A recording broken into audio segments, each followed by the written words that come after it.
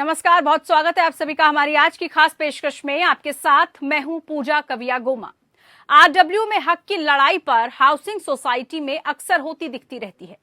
अब तक फ्लैट मालिक ही यहां प्रतिनिधित्व करते रहे हैं, लेकिन अब किराएदार भी आरडब्ल्यू के सदस्य बन सकेंगे।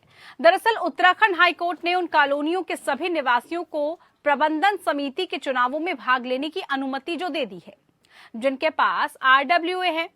अदालत ने पाया कि निवासी सेवाओं के लिए भुगतान करते हैं और इसलिए उन्हें अपनी पसंद के आरडब्ल्यूए सदस्यों को चुनने का भी अधिकार है। अभी तक केवल फ्लैट या घर के मालिक को ही वोट देने की अनुमति थी।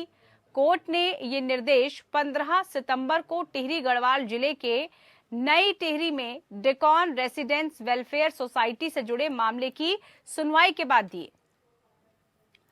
मुख्य न्यायाधीश विपिन सांघी और न्यायमूर्ति रमेश चंद्र खुलबे की डबल बेंच ने मामले की सुनवाई के बाद कहा, ये कहना कि केवल पंजीकृत मालिक हो वोट देने का अधिकार होगा, समाज के संविधान के उद्देश्य के विपरीत है। इससे निवासियों के हितों की रक्षा नहीं होगी। अगर जिन निवासियों के हितों की रक्षा करने की कोशिश की जाती है उनका आरडब्ल्यूए के प्रबंधन में हक नहीं होगा तो ये विरोधाभासी होगा। इसलिए हम निर्देश देते हैं कि मामले में पंजीकृत फ्लैट मालिक स्वयं कॉलोनी के निवासी हैं तो उन्हें आरडब्ल्यूए की प्रबंधन समिति का चुनाव करने की चुनाव प्रक्रिया में भाग लेने और मतदान करने का जो अधिकार है वो मिलना चाहिए और वो अधिकार उनको होगा।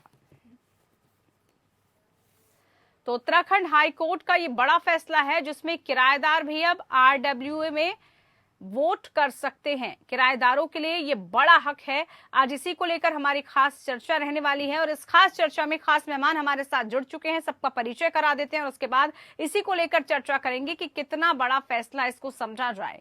सबसे पहले हमारे साथ एनपी सिंह जी जुड़ चुके हैं, प्रेसिडेंट हैं डीडी आरडब्ल्यूए की तरफ से। बहुत स्वागत है आपका कार्यक्रम में सर। पंडित एसके उपाध्याय जी हमारे साथ अध्यक्ष जुड़े हैं आरडब्ल्यूए के, बहुत स्वागत है आपका भी कार्यक्रम में। हमारे साथ डी के शर्मा जी बिल्डर जुड़े हैं, बहुत स्वागत है डी के शर्मा जी कार्यक्रम में आपका। तीनों मेहमानों का बहुत स्वागत। सबसे पहला सवाल एनपी सिंह जी आप ही से शुरुआत करते हैं। किस तरह से देखते हैं आप इस उत्तराखंड के हाईकोर्ट के फैसले को? किराएदारों को कितना लाभ, कितना फायदा आपको लगता है इससे मिल पाएगा? क्योंकि वो किराएदार, वो टेनेंट जिसको हम अक्सर देखते थे कि कोई उसकी तवज्जो नहीं होती थी, कोई उसको नहीं पूछता था, लेकिन अब इस फैसले के बाद कितना उनको हक, कितना फायदा मिलने वाला है?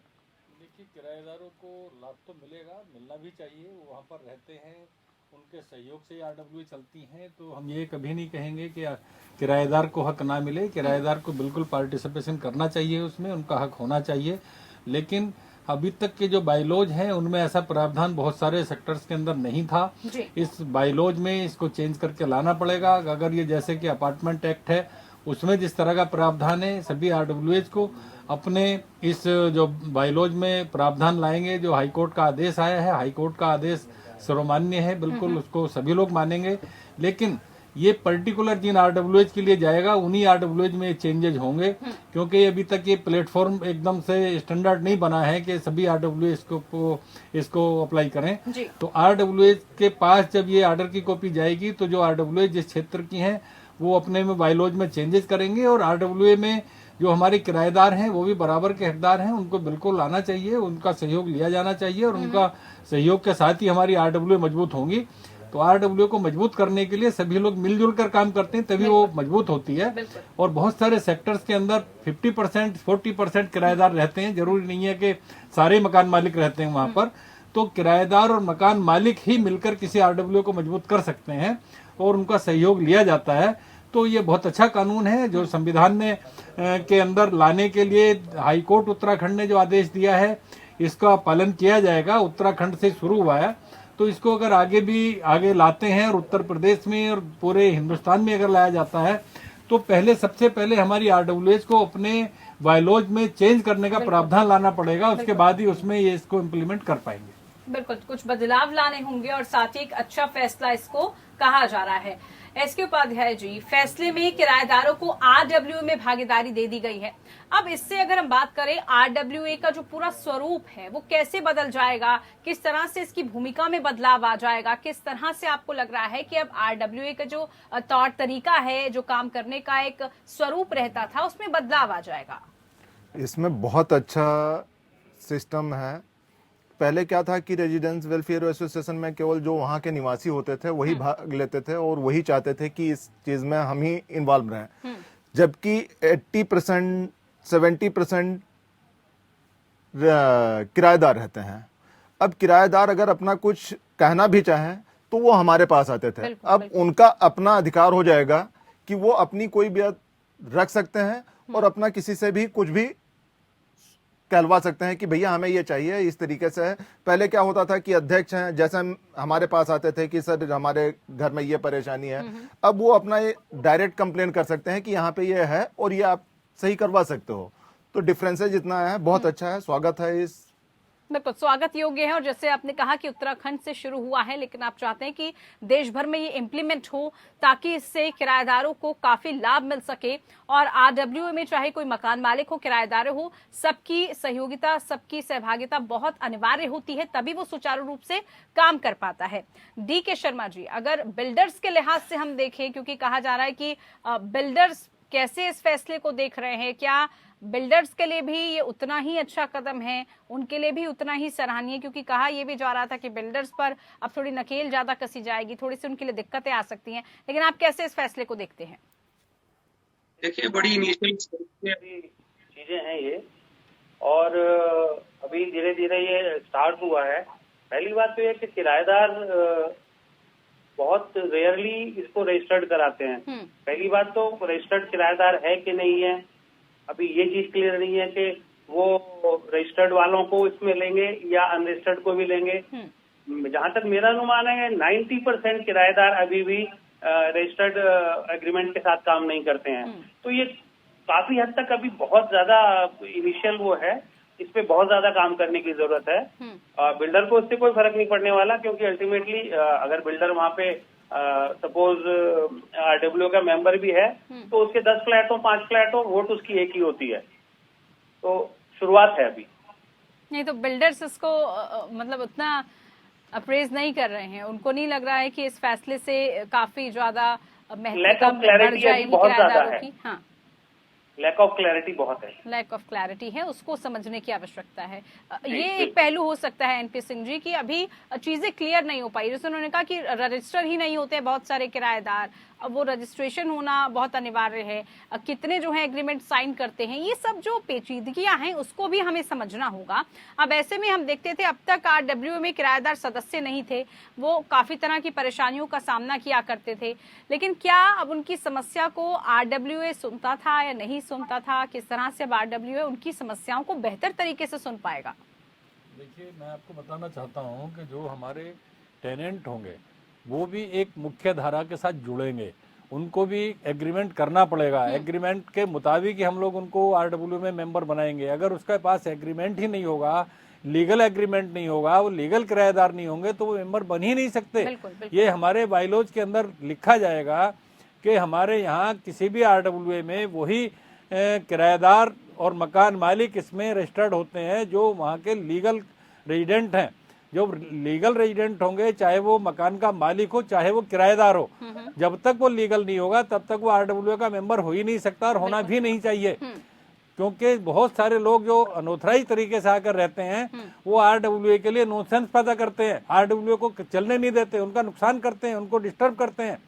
तो उन लोगों को किराएदारी में या किसी भी तरीके से नहीं जोड़ा जाएगा जो वहां पर रजिस्टर्ड नहीं होंगे। जिन लोगों के पास सही मायने में सही एग्रीमेंट होगा और मकान मालिक के साथ उनका एक एग्रीमेंट की जो एक समय होता है 11 महीने का, वो उतने टाइम के लिए ही उसमें किराएदार जितने टाइम का उसका एग्रीमेंट होगा उतने ही दिन के लिए उसके अंदर वो मेंबर बनेंगे। लेकिन एनपी सिंह जी, जैसे अभी DK शर्मा जी ने जिक्र किया कि अमूमन ऐसा देखा जाता है तकरीबन 90% ऐसे किराएदार हैं जिनका कोई एग्रीमेंट ही साइन नहीं होता, कोई जो भी वो मेंबर नहीं बन सकते, वो मेंबर ही नहीं बन सकते। सुधार होने की गुंजाइश है, बिल्कुल सुधार करना पड़ेगा। देखिए, हमारे यहाँ जितने भी किराएदार होंगे उनका हम अपने यहाँ पुलिस वेरिफिकेशन करवाते हैं। पुलिस वेरिफिकेशन करवाने के लिए हम मकान मालिक से भी सहमति पत्र भरवा कर लेते हैं, उनका एग्रीमेंट लेते हैं। जब उनका एग्रीमेंट होता है, मकान मालिक का सहमति पत्र होता है, तब हम उसको अपने रजिस्टर्ड करते हैं और तभी उसका वेरिफिकेशन के लिए हम लोग साइन करते हैं। तो जितने भी किराएदार होंगे उनका सत्यापन बहुत जरूरी होगा, सत्यापन करवाया जाएगा और लीगल एग्रीमेंट होगा, तभी वो किसी आरडब्ल्यूए के अंदर मेंबर बनेंगे, अदरवाइज वो मेंबर नहीं बन सकते। और अगर हाई कोर्ट ने भी कुछ सोच समझकर ही फैसला लिया होगा, हाई कोर्ट के फैसले की कॉपी जैसे ही आती है पर उसके ऊपर सभी आरडब्ल्यूए मनन करेंगे, देखेंगे कि उसमें किस तरह से उन्होंने दिया हुआ है।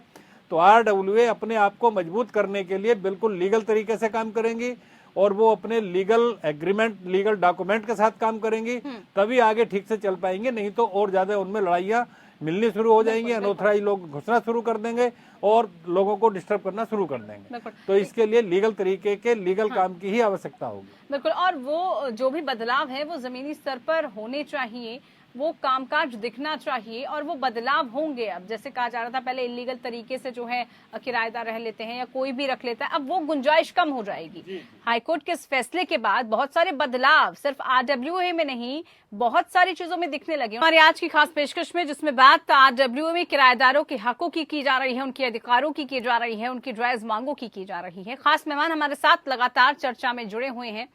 उपाध्याय जी, आपसे जरा अब हम समझना चाहेंगे, आरडब्ल्यूए की जब हम बात कर रहे हैं तो उसमें फ्लैट मालिकों से किराएदारों के कुछ जायज हक भी होते हैं।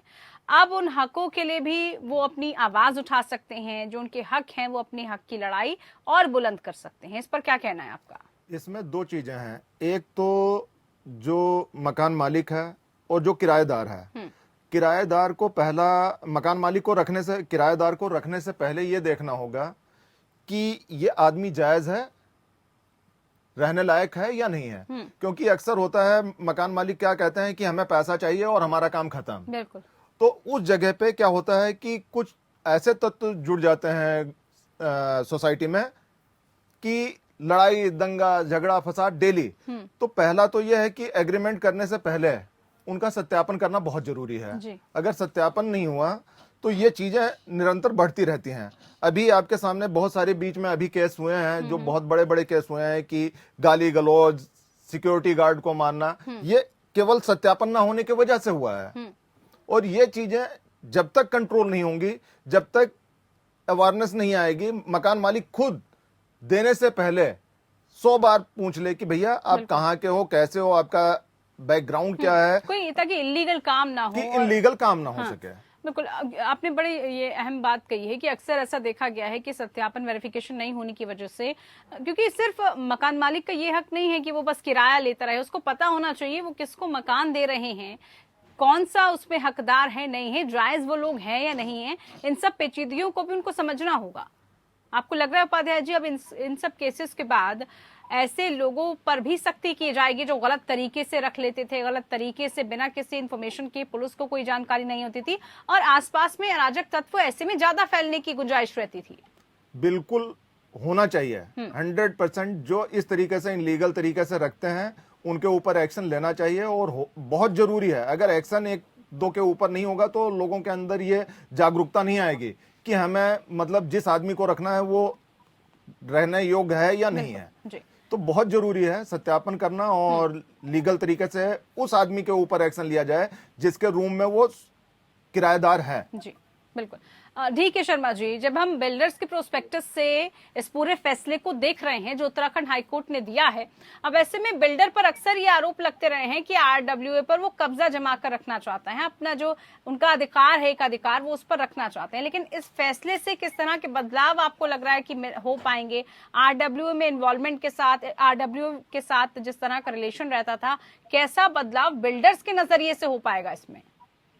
निश्चित ही बहुत अच्छा कदम है और भविष्य में इसके बहुत अच्छे परिणाम भी आपको मिलेंगे, आप देखेंगी। एक तो ये स्टैम्प कर देना कि बिल्डर्स कब्जा करना चाहते थे, मैं इस पे आपत्ति करूंगा क्योंकि क्या है इनिशियल स्टेज में नहीं इस तरह के आरोप लगते हैं। देखिए अक्सर आम जो जनता होती है, किराएदार तो अक्सर इस तरह के आरोप लगाते ही हैं। हाँ। बिल्कुल, आपकी बात बिल्कुल ठीक है और ऐसा अक्सर होता भी रहा है in most of the cases. लेकिन क्या है कि जब बिल्डिंग तैयार होती है, खड़ी होती है, तो उसमें बहुत गिने चुने लोग होते हैं और उसमें भी बहुत कम होते हैं जो लीडरशिप क्वालिटी लेके आगे आए। तो अल्टीमेटली किसी को खड़ा होना पड़ता है वहाँ पे कि इसको कैसे मैनेज करें, मेंटेन कैसे करें। आरडब्ल्यूए की प्रोसेस के लिए कोई सर्टेन सर्टेन वो चाहिए कि भाई इतने लोग हो गए हैं, इतने परसेंटेज अब हो गए हैं, तो अब हम इनको उनको जो एग्जैक्ट ओनर हैं, जो एक्चुअल ओनर है, उनको सौंप दें। और ये बाई लॉज पहले से है कि आप इसको सौंप दें, आरडब्ल्यू के मेंबर बने, आपका वहाँ फ्लैट है तो आप भी जस्ट लाइक के आरडब्ल्यू मेंबर हैं। और मैं जो बिल्डर हैं या जो भी कंस्ट्रक्शन वाले हैं, जो ओनर हैं, मुझे लगता है उनको इसकी सहमति होनी चाहिए और इसका स्वागत करना चाहिए। अच्छा कदम। सौंपते नहीं है वो सौंपते नहीं है, वो आगे 10 साल तक, 15 साल तक, 20 साल तक उसको मेंटेन करना चाहते हैं, क्योंकि उसमें इनकम ज्यादा होती है। आरडब्ल्यूएच को जब एक पर्टिकुलर आरडब्ल्यूएच बन जाती है और वहाँ काम करने लग जाती है तो उनको हैंड ओवर कर देना चाहिए। लेकिन अभी तक हमने देखा है नोएडा, ग्रेटर नोएडा में नहीं, सभी जगह कि वो आगे बनने के बाद भी 10 साल तक, 15 साल तक वो हैंड ओवर नहीं करते, और हैंड ओवर नहीं करने के कारण वहाँ की आरडब्ल्यूएच को भी प्रॉब्लम्स होती है बिल्डर की तरफ से, बहुत ज्यादा तकलीफ होती है बिल्डर की तरफ से। इसीलिए डीके शर्मा जी, ये आरोप बिल्डर्स पर इसीलिए लगते हैं। समझ सकता हूँ, मैं बिल्कुल समझ सकता हूँ। वेस्टेड इंटरेस्ट हर फील्ड में होते हैं, हर फील्ड में अलग लोग होते हैं, और उसको लेकिन एक आप कैटेगराइज ना करें तो आई थिंक बेटर है। हम लोग डिस्कस कर रहे हैं कि जो हाई कोर्ट ने रूल किया है वो अच्छा किया है, गलत किया है, तो उसका जैसा मैं पहले भी कह चुका हूँ कि बहुत स्वागत है उसका, और अच्छे लोग सामने आएंगे। किराएदार भी उनमें हो सकते हैं, मकान मालिक भी हो सकते हैं, और बिल्डर भी हो सकते हैं। बिल्कुल। उपाध्याय जी, जैसे कहा गया है कि आरडब्ल्यू की देखिए बहुत अहम भूमिका होती है, कैसे आपको अपनी पूरी सोसाइटी में वेलफेयर एसोसिएशन काम करेगा, कैसे लोगों के हितों के, कैसे लोगों के अधिकारों को, उनका कैसे आपको काम करना है उनके लिए, कोई उनको दिक्कतें ना हो। किराएदार हमेशा ऐसा लगता था कि उसका शोषण हो रहा है, वो शोषित अपने आप को महसूस करता था, किराया भी दे रहा है लेकिन बावजूद उसके वो उसको अधिकार, वो हक नहीं मिल पाते थे। सालों से वो एक जगह पर रह रहा है, कई किराएदार आप देखिए कि सालों से एक जगह पर वो रहते हैं, उनका वो अपना एक घर, पूरा क्षेत्र, पूरा परिवार बन जाता है, बावजूद उसके उनको उन अधिकारों से वंचित रखा जाता था। लेकिन अब इस फैसले के बाद उनके जो राइट्स है बाकी के, उन पर भी काम किया जाएगा, उनको एक जो सही दृष्टिकोण है उससे भी, उनको नजरिए से भी देखा जाएगा। सही नहीं, यहाँ पे ऐसा है कि जो अच्छे किराएदार हैं वो फैमिली मेंबर की तरह हमेशा रहे हैं। बिल्कुल, ऐसा कुछ नहीं है कि किराएदारों के साथ मिसबिहेव हुआ है हमेशा, या किराएदारों को वो हक नहीं मिला है, कभी नहीं। हम लोगों के एसोसिएशन में ऐसा नहीं है कि हम किराएदार को किराएदार के तरीके से और मकान मालिक को मकान मालिक की तरीके से देखें। जो अच्छे हैं उन्हें कहीं दिखाने की जरूरत नहीं होती है, वो अपने आप एक दूसरे के दिल में उतर जाते हैं। लेकिन जो बैड एलिमेंट हैं उन्हें आप लाख अच्छा बनने की कोशिश करो या उनसे कहो कि ऐसा कर लो, तो उन्हें जो खुराफात करना है, ऐसा है 80% लोग हैं तो उसमें से 20% ऐसे होंगे जो आपके अगेंस्ट में ही खड़े रहते हैं। आप बहुत अच्छा काम करोगे तो वहां भी अरे ये तो ऐसा होना था, ऐसा हो गया। जिस टाइम होगा उस टाइम वो लोग नहीं होते हैं, तो इस चक्कर में ये थोड़ी सी परेशानी आती है। लेकिन इसी को लेकर एसके उपाध्याय जी, मेरा एक सवाल है कि क्या आरडब्ल्यूए मकान मालिक और किराएदारों के बीच में कोई जंग का मंच तो नहीं बन जाएगा इस फैसले के बाद? कहीं आपस में वो बॉन्ड ही ना बन पाए, जिस तरह से हाईकोर्ट ने तो फैसला दे दिया, लेकिन इम्प्लीमेंट कैसे हो पाएगा उसका? ऐसा इम्प्लीमेंट बहुत बढ़िया होगा अगर प्रूफफुल तरीके से काम किया जाए। नंबर 1, आप रखने से पहले उसका वेरिफिकेशन कीजिए, उसका कैरेक्टर सर्टिफिकेट देखिए कि कैरेक्टर इसका कैसा है, ये किस तरीके से है, इनका रहन सहन क्या है, इनका खाने पाने का तरीका क्या है। कैरेक्टर सर्टिफिकेट और वो सब कैसे दे पाएंगे लोग? कैरेक्टर कौन सा कैरेक्टर सर्टिफिकेट मिलता है sir? Character certificate in the sense, मेरा कहने का मतलब ये नहीं है, मतलब उसका कैरेक्टर किस टाइप का है, ये है। जो आदमी आपसे आया है मिलने के लिए, किराएदारी के सर, लिए, उसके तहकीकात तो थोड़ी जानते हैं सर, उसका तहकीकात तो किया जा सकता है। शर्मा जी, उसका शर्मा जी इमीडिएटली तो तुरंत आते ही किसी को हम, शर्मा जी इमीडिएटली आते ही हम मकान किसी को नहीं दे देते हैं। 1-2 दिन लगता है कि वो आएगा, देखेगा, बात करेगा, तभी मकान देते हैं। तो 1-2 दिन में आपको इतना तो आइडिया हो ही जाता है कि आदमी रहने लायक है या इसके साथ हम एसोसिएट हो रहे हैं तो ये हमारे साथ कैसा संबंध करेगा, ये बात आ जाती है। I have my doubt sir कि ऐसा नहीं है। नहीं, डाउट इसमें नहीं होना चाहिए। यहाँ देखिए पुलिस की भूमिका रहेगी, पुलिस की भूमिका होनी चाहिए। आप उससे पूछ लीजिए कि आपका, बिल्कुल ठीक है, बिल्कुल, कि यहाँ पे शर्मा जी ऐसा नहीं है कि हम आपस में किसी वो मेरे ख्याल से character certificate in the sense, मेरा कहने का मतलब कैरेक्टर ऐसे सर्टिफिकेट कोई नहीं, चरित्र प्रमाण पत्र उसका अपना क्या चरित्र है, इस चीज को इसमें मैं कहना चाहूंगा कि हमें किसी के भी चरित्र के बारे में 1 दिन में, 2 दिन में, 4 दिन में नहीं, पता हम नहीं वो विचार रख लगेगा। सकते हैं, हमें टाइम लगता है हर चीज को समझने में। आदमी कई साल रहने के बाद भी हम उसकी सच्चाई नहीं जान पाते। तो हमें बिल्कुल सही सबसे बात। पहले जो भी हमारे किराएदार हों या रेजिडेंट्स हों, जो हमारे रेजिडेंट्स हैं, किराएदार भी रेजिडेंट्स है, बिल्कुल मालिक ही रेजिडेंट्स नहीं है, जो वहाँ रहता है वो रेजिडेंट्स है और उनको हम सारी सुविधाएं देते हैं। आप ये समझिए कि जो भी हमारे सेक्टर में निवास करते हैं उन सबको सारी सुविधाएं, हमारी सफाई की, हमारी सिक्योरिटी की, हमारी जितने भी सफाई पार्कों की जो सुविधाएं मिल सकती है वो सभी को अवेल की जाती हैं, सभी उसका लाभ लेते हैं। कहीं पर भी इसमें कोई मतभेद नहीं है। बट ये है कि किराएदार को अगर आज हम लोग लेने की कोशिश कर रहे हैं, हाई कोर्ट ने आदेश किया है कि उनको अधिकार मिलना चाहिए, तो अधिकार बिल्कुल मिलना चाहिए। हम अधिकार से बिल्कुल सहमत हैं, बट इसके लिए हमें बाई लॉज में चेंजेस करने पड़ेंगे। वो बदलाव की और जरूरत है। बाई लॉज को चेंज करने के लिए हर RWA में अपनी एक मीटिंग होगी, फिर एक जनरल बॉडी होगी, AGM के अंदर जाएगा, फिर उसमें चेंज होंगे। तो इसमें एक लंबा समय लगेगा, प्रक्रिया थोड़ी और लंबी है, प्रक्रिया के साथ लेकिन उसके बाद कोई रिजल्ट निकल कर आएगा। वो बदलाव बदलाव होगा होगा, और होगा। अच्छा ही इसका यहाँ पे रिजल्ट आएगा। और थोड़ा सा मैं ये ये कहना है- चाहूंगा की कि जा जो सकती लोग अनरजिस्टर्ड हैं उनको एक बाइलॉज के अंदर आना ज्यादा पड़ेगा। बात कर रहे हैं। Everything should go by the law. जी। अगर सुप्रीम कोर्ट ने इंटरवीन किया है और उसमें बातचीत चल रही है तो मेरे ख्याल से कमेटी बनेगी, उसमें किराएदार भी होंगे, मकान मालिक भी होंगे और बाई लॉज बहुत क्लैरिटी से किए जाएंगे और उसमें मेरे ख्याल से कोई समस्या आने वाली। कोर्ट की देखरेख में सब कुछ होगा। कोर्ट का बिल्कुल, फैसला कोर्ट का आदेश है, कोर्ट के आदेश उस आदेश का सब तहकीकात में ही काम पालन होगा, किया ऐसा ही जाएगा, पालन कोर्ट के पालन आदेश किया का जाएगा। पालन होगा। बिल्कुल। आज की खास पेशकश में आप सभी मेहमान हमारे साथ जुड़े, बहुत शुक्रिया आप सभी का। जुड़कर हमने बात की कि RWA में अब जिस तरह का नया स्वरूप है उससे कितने बदलाव आएंगे और किराएदारों को क्या विशेष हक मिल पाएगा। आने वाले वक्त में देखना होगा इसका नया प्रारूप कैसा रहता है, इसकी जो प्रक्रिया है वो कैसे बदलती है। फिलहाल के लिए आज की हमारी खास पेशकश में इतना ही। हमारे साथ बने रहिए। नमस्कार।